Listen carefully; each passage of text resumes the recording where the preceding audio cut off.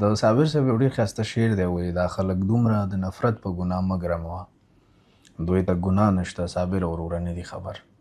یعنې دا کوم خلکو ته چې مخاطب دی صابر صاحب په دې شعر کې وایي دوی د نفرت په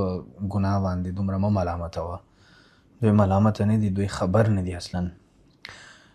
د دې شعر یو تعبیر دا کیدلی شي ټول هغه خلک، ټول هغه پښتانه پاکستانیان البته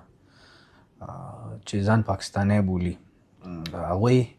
وایي په دې شي مه ګرموه چې دوی د خپل تاریخ نه یا د خپلو پخوانیو اجدادو د خبرو نه او نصیحتونو نه خبر نه دي، دوی ته ګناه نشته دی پکې، دوی خبر نه دي او واقعیت هم همداسې دی. که چیرې تاسې هغه د اصلي کټر خلکو سره کینئ چې د اصلي تاریخ نه تاسو ته خبره کوي، چې ډېر زیات پوه خلک د مثال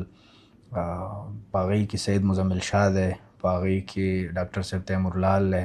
شهزاد غیاسي دی، دغه هلکان دي چې هغوی واقعا د پاکستان اصلي تاریخ لوستی دی او د اصلي تاریخ نه خبر دی او په دې کې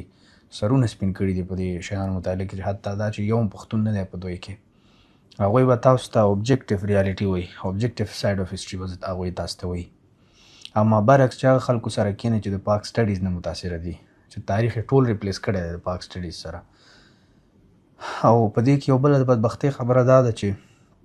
هر هغه قوم چې خپل په تاریخ باندې شرمیږي هغه به 100% کله یو پورې ځان مربوط کوي چې زه د دغه قوم نه یم، کله بل پورې. پاکستانیانو باندې هم دا قصه همداسې ده، کله وایي د محمد بن قاسم هم اولاده یو، کله ځان ترکانو پورې وایي، کله ځان مغولو پورې وایي. حال دا چې د 1940 کال نه مخکې پورې چی شوه، خو هندوستانیانو که نه ټول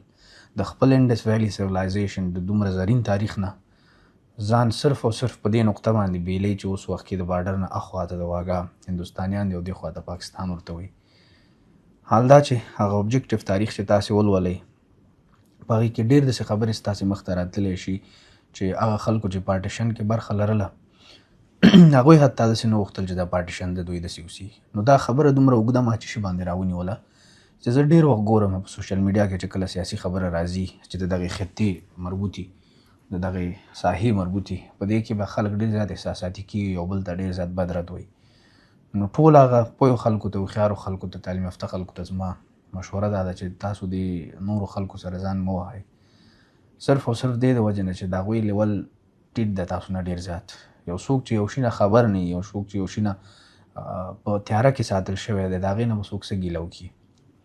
هغې ته صرف او صرف دا ویلی شي چې ریفرنسونه ورکړي چې فلاني فلاني فلاني کتابونه ولوله چې اصلي تاریخ دی ستاسې، دغومره ورته ویلی شو.